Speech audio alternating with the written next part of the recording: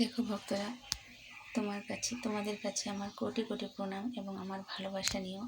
দেখো ভক্তরা, ভগবানকে পাওয়ার উপায় হচ্ছে একটি, তাকে ভালোবাসতে হবে, তার কাছে প্রেম দিতে হবে, তাকে বলতে হবে, হে রাধারানী করুণাময়ী, তুমি আমায় প্রেম দান করো, যেন আমি পিতার চরণে তার ভক্তিতে একটু একটু করে লীন হতে পারি।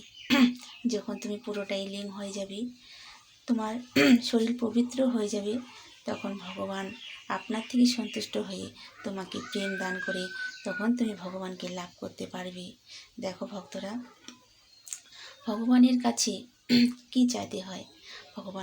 ভগবানের কাছে যেতে হয়, ভগবান করুণাময়ী, তুমি দয়াময়ী, তুমি আমায় ভক্তি প্রদান করো, তুমি আমায় প্রেম দান করো, যেন তোমার ভক্তিতে আমি লীন হতে পারি, যেন তোমার ভক্তিতে আমি সর্বদাই যুক্ত হতে পারি। সবার চরণে আমার প্রণাম এবং ভালোবাসা।